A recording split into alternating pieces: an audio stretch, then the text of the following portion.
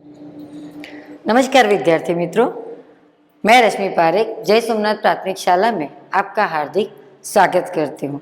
आइए आज हम कक्षा 7 विषय हिंदी में आगे के अध्याय की ओर बढ़ेंगे। हमारा अब आगे का अध्याय है समय सारणी। समय सारणी शब्द से आप भी परिचित हैं, क्योंकि जीवन में अगर हमें कोई भी कार्य छोटा या बड़ा किसी भी प्रकार का अगर हमको कार्य करना है तो हमें उसके एक आयोजन की जरूरत पड़ती है।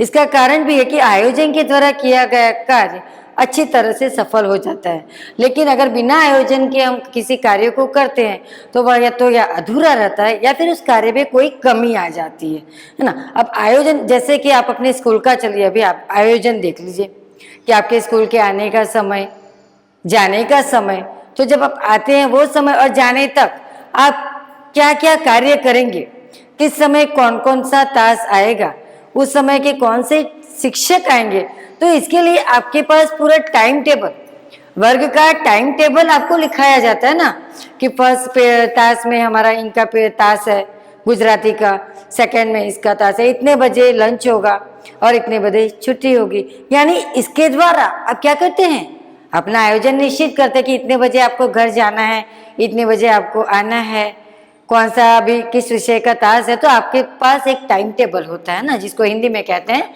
समय सारणी। टाइम टेबल इंग्लिश शब्द है। तो टाइम टेबल, अगर आप टाइम टेबल के द्वारा चलते हैं तो क्या होता है, आयोजन होता है। मान लीजिए, चलिए एक उदाहरण देती हूँ।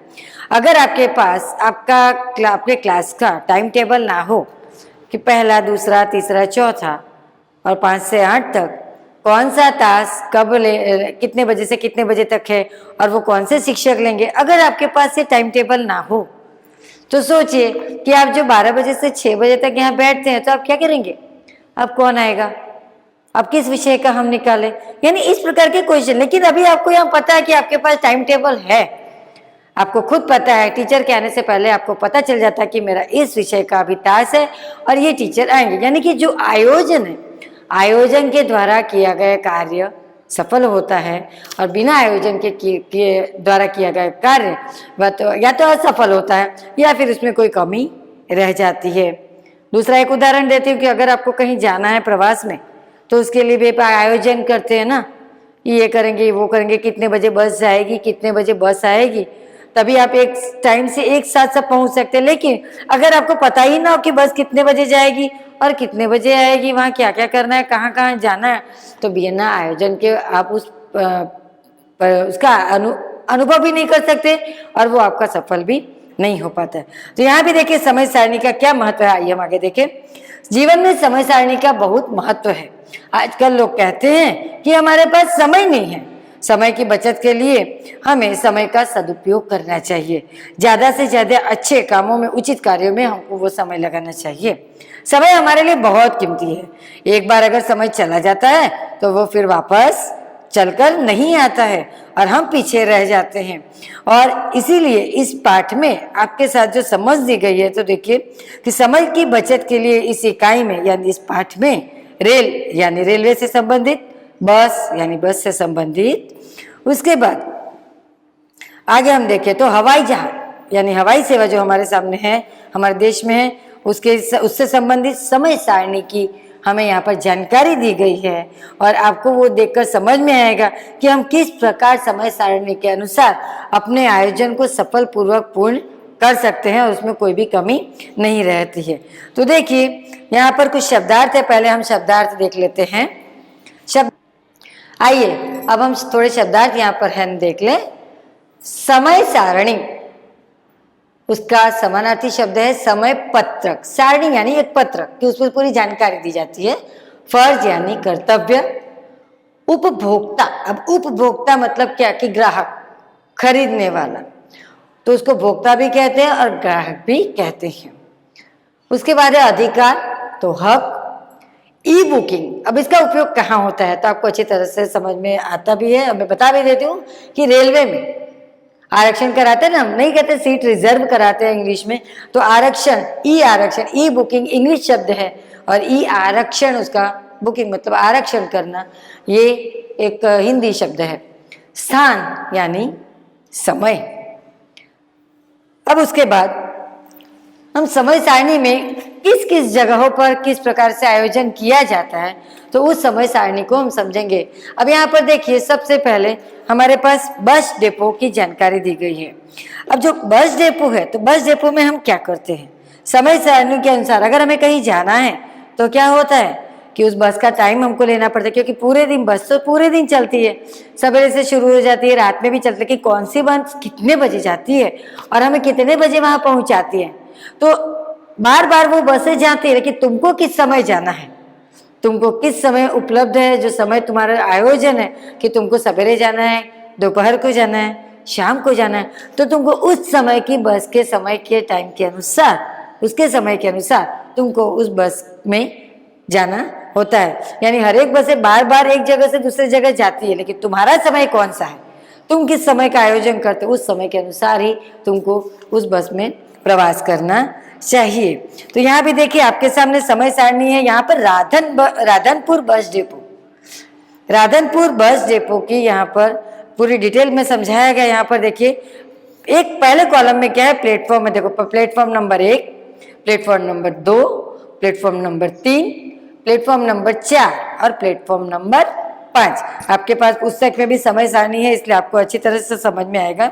तो प्लेटफॉर्म नंबर 1 के नीचे जो शहरों के नाम लिखे गए हैं, तो यानी कौन सी बस, यानी तो देखो, सूरत से रापट पहला जो नाम है शहर का, तो सूरत, दूसरा रापट, तो यानी क्या है, सूरत से रापट तक ये बस जाने वाली है।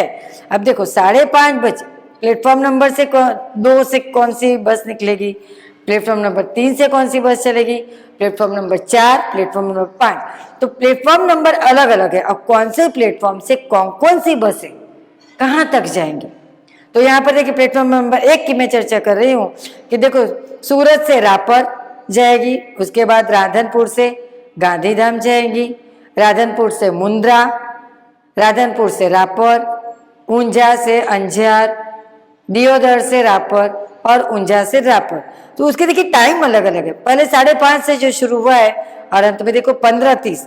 अब ये 15:30 समय सारणी में कैसे देखा जाएगा, ये भी आपको समझने की जरूरत है कि 14:15 तो घड़ी में कभी बजते नहीं है, लेकिन 12 बजने के बाद जो 13 है वो क्या गिनेंगे आप, यानी 1, 14 है तो 2, तो यहाँ पे देखिए 13, 14 करके आपको दे, लेकिन आपको क्या समझना है कि 12 बजे के बाद क्या होगा, 13 की जगह पर हम 1 समझेंगे, 14 की जगह पर हम 2, तो उस तरह से क्रम में उसकी माहिती यहाँ पर दी गई है।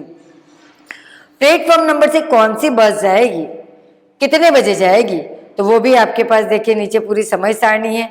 राधनपुर से नारायण सरोवर, हारीज से भुज, महसाणा से नखत्राणा, विसनगर से भुज, तो ये सारी उसकी डिटेल यहाँ पर दी गई है।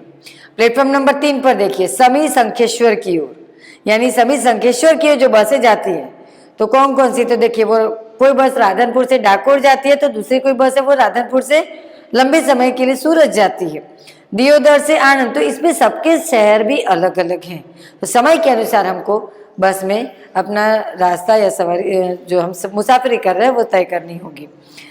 उसके बाद प्लेटफॉर्म नंबर 4, वहां भी देखिए दियोदर से भाबर की ओर जाने वाली सारी बसों की डिटेल यहाँ दी गई है। और प्लेटफॉर्म नंबर 5 पर महसाणा से अहमदाबाद की ओर, यानी वहां से जो बसें आती है तो आने का उसका समय सारणी यहाँ पर दिया गया है। और इस प्रकार हम बस डिपो की अभी हमने देखी दूरदर्शन कार्यक्रम। अब आपकी पुस्तक में देखिए, दूरदर्शन तो आप देखने में माहिर है ना, कि अपनी पढ़ाई छोड़कर भी आप दूरदर्शन देखने के लिए बैठ जाते हैं। और दूरदर्शन जब आप देखते हैं तो कौन सा सीरियल कितने बजे आएगा, मैं तो नहीं देखती टीवी, लेकिन आपको तो पता है ना कि इतने बजे सीरियल देखने आने वाला है, तो मैं ये सीरियल देखना चाहती हूँ। और इस सीरियल के लिए आप अपने आप को पहले से तैयार कर लेते हैं। इसका कारण क्या है कि आपको वो सीरियल ज्यादा पसंद है।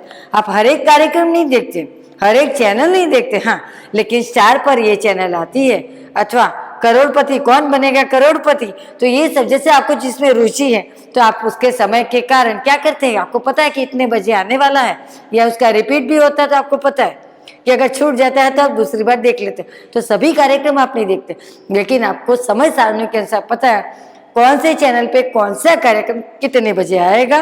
तो आपकी पुस्तक में देखिए पेज नंबर 53 पे, पेज नंबर 53 पे आपके पास यहाँ पर समय सारणी भी दी गई है। और थोड़ा एक और मुझे समझाना है कि 52 नंबर के पेज पर एक बार आप देख लीजिए। जो समय सारणी राधनपुर की दी गई है उसमें एक और खास बात याद रखने की है कि देखिए कुछ लाल से लिखा गया है और कुछ काले अक्षरों से लिखा गया है। तो अब आप सोचेंगे ऐसा क्यों? तो आपको पता है मित्रों कि जो लाल बसें हैं, तो देखिए नीचे देखिए 2 लाइन लिखी गई है, काले रंग से लिखे रूट लोकल बस है कि वहां पर रुकते, वो हर एक बीच में रुकते रुकते यानी गांवों में से भी घूमकर जाती है। और लाल रंग से लिखे हुए रूट एक्सप्रेस बस है, यानी वो गांव से होकर नहीं जाती बल्कि जो मेन रोड है ना, मुख्य रोड पर ही वह जाती है और गांवों में वो नहीं जाती, बाहर तक ही, गांव से, गांव के बाहर से ही निकल जाती है। तो तुमको भी पता है कि तुम जब लोकल बस में जाते हो तो जो काले रंग के अक्षरों से लिखी हुई रहती है उसी में तुम्हारे मम्मी पापा तुमको बैठाते हैं। अरे मान लो तुमको यहाँ से अगर नडियाद जाना है तो, अथवा तो सूरत जाना है, बम्बई जाना है, तो देखो उसके अक्षर ध्यान से देखना, लाल रंग से लिखे होते हैं, जिसको हम क्या बोलते हैं, एक्सप्रेस बस है ना। और हम नहीं कहते लोकल बस में जाना है। तो अभी हमारे यहाँ जो देखो इधर भी जो लाल रंग की बस हमारे यहाँ चलती है, फिर ये मत समझना कि वो एक्सप्रेस है, क्योंकि वो हमारे अहमदाबाद के अंदर जो चलती है ना BRTS में बस, वो एक्सप्रेस बस नहीं है मित्रों। ये समझ लेना कि वो एक्सप्रेस बस नहीं, एक्सप्रेस बस एक शहर से दूसरे शहर में जब जाती है तो उसमें जो लाल रंग के अक्षर से है। और अभी हमारी लाल जो बस है वो नहीं, लेकिन उसमें देखिए क्या क्या अक्षर काले से लिखे होते हैं। तो इस दोनों प्रश्नों पर भी ध्यान दीजिएगा, क्योंकि परीक्षा में पूछा जा सकता है कि काले रंग के किस रूट के बस के उसका लोगो है और लाल रंग से लिखे रूट के बस एक्सप्रेस बस कौन सी है। तो इस प्रकार से आपको रंग के द्वारा भी परीक्षा में प्रश्न पूछा जा सकता है। उसके बाद एक्स्ट्रा बस किसके लिए रखी गई है, तो पूनम के लिए। पूनम तो तुम जानते हो ना, कितने लोग पूनम में अपनी आस्था से वो पूनम में क्या करते हैं, मंदिरों में दर्शन करते हैं। कुछ लोग बहुचरा जी जाते हैं पूनम भरने के लिए, कुछ लोग अंबाजी जाते हैं, कुछ लोग अपने घरों के आसपास मंदिरों में जाते हैं।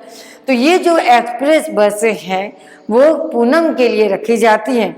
तो कौन सी, देखो यहाँ नाम दिए गए हैं, राधनपुर से चोटीला को बस कितने बजे जाती है, तो 6 बजे। राधनपुर से अंबाजी वाली बस से 6 बजे से जाती है। राधनपुर से मोमाई मोरा, ये भी धार्मिक स्थल है, 7 बजे जाती है। और राधनपुर से बेचरा जी 7 बजे। यानी यहाँ देखिए स्थल एक ही है, राधनपुर से ही ये खुलती है, लेकिन 4 अलग अलग जगहों पर लोग अगर पूनम भरने के लिए जाते हैं तो उसके लिए समय सारणी की, जिसके कारण लोग अपनी यात्रा आसानी से कर सकते हैं। ठीक है, अब यहाँ पर आपके पेज नंबर 53 पे कुछ प्रश्न भी समय सारणी के अनुसार दिए गए हैं, तो थोड़ी उसकी भी हम साथ में चर्चा करते हैं कि काले रंग से लिखित रूट का मतलब क्या है। तो क्या है, लोकल बस है। लाल रंग से लिखित रूट का मतलब एक्सप्रेस। अब बताइए प्लेटफॉर्म नंबर 2 से जाने वाली अंबाजी माता का वो लोकल है या एक्सप्रेस। तो ये सारे जो प्रश्नों के जवाब है वो आपको क्या करने होंगे, अपने समय सारणी में से इसके उत्तर खोज के लिखने होंगे। और इसके बाद प्लेटफॉर्म नंबर 5 की बसें कहाँ कहाँ लगेंगी, तो आपकी समय सारणी के अनुसार ही आपको उससे उत्तर देने होंगे। उसके बाद यहाँ पर वेबसाइट दी गई है। वेबसाइट अभी आपके कंप्यूटर में आप सुन भी सकते हैं, समझ भी सकते हैं। तो आपकी पुस्तक में 53 नंबर के पेज पर वेबसाइट देखिए, www.gsrtc.in। तो इसका मतलब क्या है, ये किसके लिए, तो ट्रेन के लिए है। तो देखिए रेलगाड़ियों में जब भी कोई जानकारी के लिए अगर आप फोन करते हैं तो उसके लिए 139 नंबर 139 नंबर डायल कीजिए, तो जिससे आपको उस पर रेलवे की जानकारी मिल जाएगी। और रेल के बारे में अधिक जानकारी अगर डिटेल में आपको चाहिए तो आप पश्चिम रेल की वेबसाइट देखिए। देखिए वेबसाइट आपके पास ब्लू कलर से जो लिखा हुआ है वो वाहनों की उसके जो भी उसकी वेबसाइट है वो दी गई है। इस पर अगर आप ऑनलाइन अगर अभी सर्च करते हैं तो आपको उसमें सारी डिटेल उसमें मिल जाती है। तो देखिए www.gsrtc.in, तो ये बसों की समय सारणी है। उसके बाद उसके नीचे इंडियन रेलवे की समय सारणी भी आपके पास दी गई है। तो देखिए बस सेवा का तो आपने देखा, www.indianrailways.government.in। तो ये क्या है, ये है आपके लिए रेलवे में जो भी आपको माहिती चाहिए वो आपको इंडियन रेलवे में से इस .com से आप प्राप्त कर सकते हैं। और अंत में देखिए www.homeairindia.in, यानी अब विमान यानी हवाई जहाज की कोई भी सुविधा अगर आपको जाननी है, उसकी जानकारी प्राप्त करनी है, कहाँ से कहाँ जाना है, कितने बजे जाना है, इसका टिकट का दर क्या है, तो ये सारी माहिती आपको www.home.airindiain यानी हवाई सुविधा की सारी जानकारी आपको इस पर प्राप्त हो सकती है। परीक्षा में भी शायद पूछा जा सकता है, तो वेबसाइट ये किसकी है? रेलवे की वेबसाइट क्या है, हवाई सेवा की वेबसाइट क्या है, और बस की वेबसाइट, यानी जो भी आपको वेबसाइट है, आपको अभी कंप्यूटर में तो आप मुझसे भी ज़्यादा माहिर है, तो आप अच्छी तरह से समझ भी सकते हैं ना। और इस प्रकार वेबसाइट एक बार आप खोल के देखेंगे तो आपको एक इसका अनुभव भी अच्छी तरह से हो सकता है। अब देखिए समय सारणी, अगर हम टीवी के सीरियल हो गए है ना, टीवी के टेलीविजन के प्रसारण की समय सारणी आपके पास सारी है। इसको समझाने की मुझे आपको जरूरत नहीं है, क्योंकि मुझसे मैं तो टीवी नहीं देखती हूँ, लेकिन आप लोग टीवी अच्छी तरह से देखते हैं और आपको समय सारणी का पूरा अनुभव है। उसके बाद ये समय सारणी जो है वो आपको अपने से इसमें बनानी है, ठीक है। उसके बाद यहाँ पर एक थोड़ा और हमें समझने के लिए जरूरत है कि देखिए पेज नंबर 55, पेज नंबर 55 पे आप देखिए नीचे का पैराग्राफ है, वो आपको समझने की जरूरत है। कोई भी वस्तु हम पैसा देकर या लेकर उस वस्तु का हम लेन देन करते हैं। पैसा और सेवा हम देते हैं तभी हमको कोई चीज मिलती है। तो हमारा ये अधिकार भी, हक भी बनता है कि हमने जो भी वस्तु खरीदी है या ली है, तो उसके लिए सरकार ने काफी नियम बनाए रखे कि वो वस्तु आपको अच्छी मिल रही है या नहीं। अगर अच्छी नहीं मिल रही तो उसके लिए आप क्या करेंगे, तो उसके लिए देखिए यहाँ पर खूब अच्छी तरह से समझाया गया है।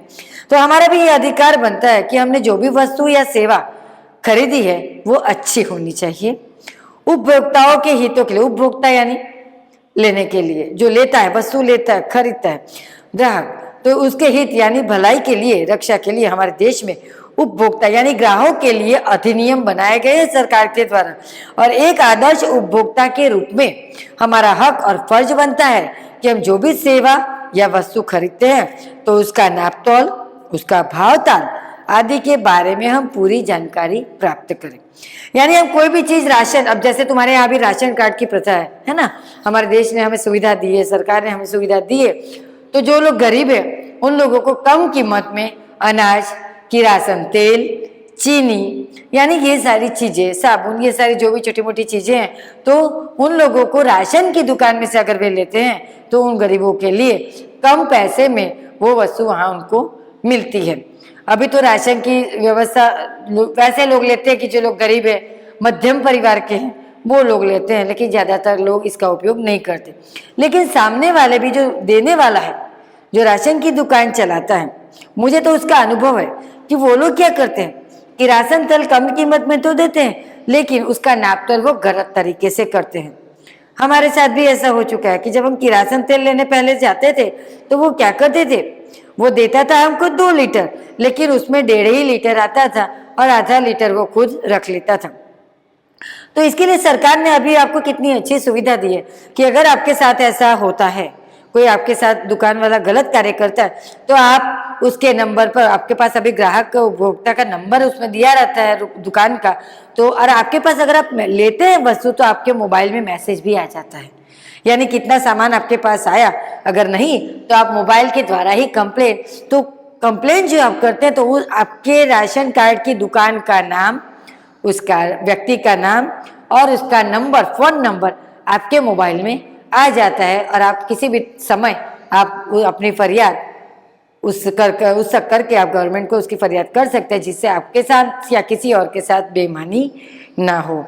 और हमारा हक बनता है, फर्ज बनता है कि हम जो भी वस्तु या चीज खरीदते हैं या जो भी सेवा लेते हैं तो उसका नापतोल, भाव जो भी है वही रहना चाहिए गवर्नमेंट के द्वारा जो निश्चित किया गया है। उसके अलावा अगर वो ज्यादा भाव आपसे ले रहा है या तो वो दुकान बंद करके बैठ गया, अभी ऐसा होता है कि वो लोग क्या करते हैं, दुकान बंद रखते हैं, कहते हैं दुकान नहीं खुली है, हमारी दुकान में माल नहीं है, लेकिन वो लोग क्या करते हैं, वो लोग ब्लैक करके यानी ज्यादा कीमत पर किसी और को, वो जो जिसको चाहिए उसको नहीं देते हैं उसकी कीमत पर, बल्कि पैसा ज्यादा लेने के लिए वो लोग दूसरों को ज्यादा पैसे में वो दे देते। तो इस प्रकार अगर आपको कोई भी तकलीफ है, राशन की दुकान में नहीं देता है, वो व्यक्ति आपके साथ अच्छी तरह से बात नहीं कर रहा है या दुकान बंद है, तो आपको क्या करना होगा, उस ग्राहक के आपके में मोबाइल में वो आ ही जाएगा उसके नाम से उसके दुकान का, तो आप उसको शिकायत भी अपने घर बैठे ही कर सकते हैं। उसके बाद अब यहाँ देखिए होटल बच्चा पार्टी। अब होटल बच्चा पार्टी, यहाँ आपके मुंह में पानी आ गया है ना, लेकिन अभी हमें होटल में जाना नहीं है। लेकिन होटल मैनेजमेंट क्या है वो एक बार समझना है कि कैसे आपको सुविधा मिलती है। तो यहाँ देखिए कुछ मेनू दिया गया है यहाँ पर। तो आप भी जब होटल में जाते हैं तो आपके सामने एक मेनू दिया जाता है ना, कि एक कागज प्लास्टिक पैक किया हुआ एक कागज रहता है, तो आप पसंद का उसमें से अपनी खाना निकालते हैं कि मुझे ये खाना है, मुझे ये खाना है, मुझे ये खाना है। तो आपके सामने यहाँ होटल बच्चा पार्टी का जो मेनू है, तो देखिए पहले में गुजराती खाना यहाँ पर दिया है। गुजराती थाली इतने की है, गुजराती फिक्स थाली इतने की है, पूरी शाक कितने में है, श्रीखंड पूरी इसमें। उसके बाद सब्जी, कितने प्रकार की सब्जी, तो सब्जी और उसके भाव। उसके बाद पनीर वाली सब्जी, तो वो कितने प्रकार की है, उसके भाव। सलाद, सेहत के रखवाले, तो सारे कितने प्रकार के सलाद है। सब्जी, तो सब्जी के संग आपको और क्या मिल सकता है, तो देखो रोटी, चपाती, नान, परोठा। उसके बाद राइस, कितने प्रकार के राइस है। कुछ चटपटा, यानी उसके अनुसार अलावा भी और कोई नाश्ते के जैसी चीजें, जैसे वड़ा पाव, सैंडविच, भेल, दाबेली जो आप खाते हैं। कुछ ठंडा, यानी उसके बाद थोड़ा सा फ्रेश होने के लिए हम छाछ, ठंडा या आइसक्रीम भी लेते हैं। अब यहाँ पर देखिए ये सब आपको चीजें मैं खाने के लिए अभी देने वाली नहीं हूँ, मैं सिर्फ सुना रही हूँ। तो आपके मुंह में पानी भी आ गया होगा, फिर रात को आप मम्मी से जीत करें कि मम्मी मुझे ले जाओ, लेकिन ऐसा नहीं है। देखो हमें कभी कभी जाना चाहिए, हमेशा होटल में नहीं खाना चाहिए, लेकिन हाँ कोई प्रसंग के अनुसार ही जाना चाहिए। तो यहाँ पर इससे फायदा क्या है ये आपको समझना है कि आपके सामने जब होटल का मेनू आ जाता है तो आप समझते हैं कि आप क्या करेंगे कि मम्मी मुझे ये खाना है। आपके पिता की चॉइस अलग है, आपके भाई की चॉइस अलग है, आपकी मम्मी की पसंद अलग है। तो सब अपनी अपनी तरह से अलग अलग पसंद की खाने की चीजें मंगाते हैं। तो इससे खासियत क्या है कि अगर आपको कोई चीज है तो आप खाली कह देते हैं और आपको पता चल गया कि ये चीज कितने की है, तो आपको भाव उसमें उसकी कीमत लिखी हुई है। अगर आपको कीमत नहीं पता होगा तो आप क्या करेंगे, चीज तो देखेंगे लेकिन कभी उसका भाव आप, अगर आपको नहीं पता हो तो सोचेंगे अरे ये तो बहुत महंगा है, ये नहीं ये महंगा है।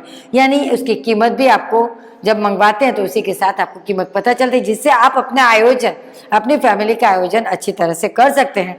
और उसकी कीमत भी अपने अपने जिस प्रकार आप करना चाहते हैं, जितने पैसे में, जितने रुपयों तक आपकी हैसियत है, तो आप अपने जेब के अनुसार उतना खर्च कर सकते हैं। और इस प्रकार होटल मैनेजमेंट में आप अच्छी तरह से बिना किसी से पूछे, सामने वाले को बोलने की जरूरत भी नहीं होती है, आपको पूछने भी नहीं, आप डायरेक्ट उसका ऑर्डर दे देते हैं। और खाना आने के बाद जितना बिल आता है तो आपको पता है बिल कितना है, तो आप उसका भुगतान भी अपनी तरह से बिना पूछे अच्छी तरह से कर सकते हैं। विद्यार्थी मित्रों, अब हम पेज नंबर 57 में प्रश्न नंबर 1 देखिए। इसमें उपयुक्त मेनू में आपको खाने में क्या क्या पसंद है उसकी सूची बनाएं और भाव उसका क्या है, तो उसका एक आपको बिल, यानी एक समय सारणी कि आपने क्या खाया, उसकी कीमत क्या थी, तो उसकी समय सारणी आपको अपनी कॉपी में बनानी है। तो यहाँ पर भी देखिए नीचे इसमें सारणी बनाई गई है, तो उसी सारणी के अनुसार आपकी पसंद की चीज आपको लिखने, सामने उसकी कीमत लिखकर कुल आपने कितना बिल भुगतान किया तो उसकी रकम भी आपको टोटल करके नीचे लिखनी है। प्रश्न नंबर 2 देखिए, निम्नलिखित प्रश्नों के उत्तर देखिए। तो क्या आप कोई भी बिल की कुल रकम जांचते हैं? कितनी बार ऐसा होता है ना कि उसने कहा कि लीजिए इतना आपका बिल हुआ, तो आप बिना चेक किए ही वो बिल उसको भुगतान करते, लेकिन क्या आप चेक करते हैं कि मेरा बिल कितने रुपये का बना, वो ज्यादा ले रहा है या नहीं? तो आपको जो बिल आप लिया है जो आपने, तो उस बिल का आपको सही तरह से उसका एक बार ध्यान रखना चाहिए और देखकर ही उसके बाद बिल का भुगतान करना चाहिए। तो हमें बिल में कुल मूल्य क्यों जांचने चाहिए कि कहीं उन्होंने अलग से एक्स्ट्रा और ज्यादा चार्ज तो आपका नहीं लगाया, आपने जितना खाया उतना ही पैसा, उसने सही कीमत लिखी है या गलत, तो इसकी आपको भी जांच करनी चाहिए। तो जब हम कोई वस्तु खरीदते हैं तो उसका बिल क्यों लेना चाहिए, तो उसकी भी एक जरूरत हमें पड़ती है कि मान लीजिए आपने कोई वस्तु ली, चलो वस्तु अगर अच्छी निकली तो आपको उसमें कोई तकलीफ नहीं है, लेकिन मान लो अगर वस्तु खराब निकली तो आप क्या करते हैं, दुकानदार को वापस लौटाने के लिए जाते हैं या अपनी शिकायत उससे करते हैं। तो अगर आपके पास बिल होगा, आप बिल दिखाएंगे, तो बिल इसका प्रूफ है कि आपने इसी दुकान से सामान लिया है या आपने इसी दुकान से जो भी खाना के सामान या कपड़ा या जो भी, तो हमारे पास बिल की ज़रूरत क्या है कि अगर मान लो हमें उसमें कोई नुकसान है या कुछ है तो हम उसको बिल दिखाकर बिल उसके पास जाते हैं, तो बिल दिखाने के बाद ही वो हमारा सामान वापस लौटा कर दूसरा अच्छा सामान देता है। तो हमें बिल हमेशा, कोई भी वस्तु अगर हम खरीदें वो किसी भी जगह का हो, तो हमको उसका एक अपने पास उस बिल की एक प्रूफ रखनी चाहिए कि जिसके कारण अगर हमें कुछ तकलीफ हो तो हम दुकानदार के पास बिल ले जाकर उसको दिखा सकते हैं कि देखिए ये हमने आपके ही दुकान से लिया है। उसके बाद एक और प्रश्न देखिए, खाने पीने की वस्तुओं पर लगाए जाने वाले, देखो यहाँ ग्रीन कलर का एक डॉट है ना, तो इस चिन्ह का क्या अर्थ है? एक लाल रंग का चिन्ह भी होता है, आपको पता भी होगा शायद, कितने ही जगहों पर जाते हैं तो शाकाहारी और मांसाहारी दो प्रकार के खाने मिलते हैं। कितने लोग शाकाहारी होती है कि वो केवल सब्जी फल यही सब खाते हैं, कितने लोग मांसाहारी, है ना। तो उस प्रकार का भी वो अपना शरीर के प्रमाण हिसाब से और अपने धर्म के अनुसार जो भी, तो उसके अनुसार वे लोग क्या करते हैं, अपनी अपनी तरह से, सभी लोग सभी तरह का नहीं खाते, है ना। तो जो हरे रंग का जो दिया गया है वो शाकाहारी कहलाता है, और लाल रंग का अगर डॉट अगर आपको मिले तो समझ लीजिए कि वो मांसाहारी है। और इस प्रकार आप अपने अनुसार उस चीज का चयन, उस खाने की वस्तु का चयन कर सकते हैं। उसके नीचे पेज नंबर में देखिए 57 में ही नीचे देखिए, वहां पर एक राशन की दुकान की एक दिया गया, वहां पर एक सारणी दी गई है। अब आपको क्या करना है, इसमें से कुछ प्रश्न पूछे गए हैं पीछे, ठीक है। पहले भी मैंने समय सारणी के बारे में आपको बताया। इस समय सारणी के अनुसार आपको जितने भी प्रश्न वहां लिखे गए हैं, तो इसी समय सारणी के अनुसार आपको उत्तर खोजकर इसमें लिखने हैं, और वो भी आप अपनी तरह से लिखेंगे। और पेज नंबर 58 पे देखिए उसके प्रश्न दिए गए हैं, आंसर आपके पास उसी परिच्छेद में से लिखने होंगे।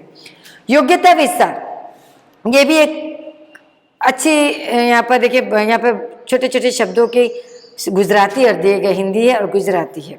तो उपभोक्ता अधिकार की अधिक जानकारी अगर आपको लेनी है, उसके नियम देखने, तो यहाँ पर देखिए www.ncdrc.nic.in, यानी ये जो यहाँ पर दिया गया है वो क्या है कि अगर इस पर आप सर्च करेंगे तो जो उपभोक्ता यानी राशन की जो भी दुकान की माहिती है वो आपके सामने मोबाइल में आ सकती है। तो आप वो भी देख सकते हैं कि हाँ तुम्हारे क्या क्या अधिकार है, उपभोक्ता यानी लेने वाला। तो जो भी उपभोक्ता के अधिकार है जो तुमको मिलते हैं, तो कौन कौन से नियम है वो आपको इस पर सर्च करेंगे तो मिल जाएंगे। और इस प्रकार यहाँ पर नीचे देखिए, वाणिज्य उपयोगी जो व्यापार से संबंधित जो शब्दों, हिंदी शब्दों का उपयोग होता है, तो गुजराती में और हिंदी में दोनों में यहाँ शब्दों को अर्थ दिए गए, गुजराती भी है और उसका हिंदी अर्थ है। तो देखिए मैं यहाँ पे बोल जाती हूँ एक बार, आपको अपनी कॉपी में ये भी लिखना होगा। तो प्रश्न 1 से 4 और योग्यता विस्तार कंपलसरी आपको अपनी कॉपी में, हिंदी की कॉपी में लिखना होगा। तो एक बार मैं पढ़ जाती हूँ, आप देख लीजिए। हिंदी में अंश, गुजराती में उसको कहते हैं शेर। उठा तो उपाड़, यानी पैसा नहीं कहते આપણે पैसा ઉપાડીએ છીએ तो उपाड़ ले, तो उसको हिंदी में कहते हैं उठा। उधार तो उधार ही रहता है। औसत એટલે सरासर, कमी बेसी यानी વધઘટ। पीढ़ी तो पेढ़ी। खरीदार तो यानी ग्राहक, खरीदने वाला। खाता એટલે खातू। गिरावट यानी घटाडो। बखार यानी वखार। घटबड़ तो વધઘટ। चुंगी तो जकात। जमा तो जमा। जोखिम तो जोखम। थोक तो जत्थाबंध। नकद तो रोकड़ा। निख तो नेट। नीलाम तो लीलाजी अथवा लीलाम अथवा हराजी। पेशगी अथवा बयाना एटले बानु। फुटकर तो छूटक। बट्टा तो वळतर। बढती तो उछाळो। बही तो ચોપડો अथवा वही। बीकवाली अथवा वेचाण अथवा विक्रय। मंगनी एटले हुंडी। महसूल तो महसूल पण थाय छे, नूर पण थाय छे। मुनाफा एटले नफो। रुक्का तो चेक। लाभांश तो फायदो। लेवाली तो खरीदी। सूद तो ब्याज। हिसाब तो हिसाब। हिस्सेदार तो भागीदार। तो ये सारे शब्द उसके गुजराती के हिंदी भी पूछे जा सकते हैं और हिंदी के गुजराती अर्थ भी पूछे जा सकते हैं। और यहाँ पर आपका ये पाठ पूर्ण होता है। नमस्कार।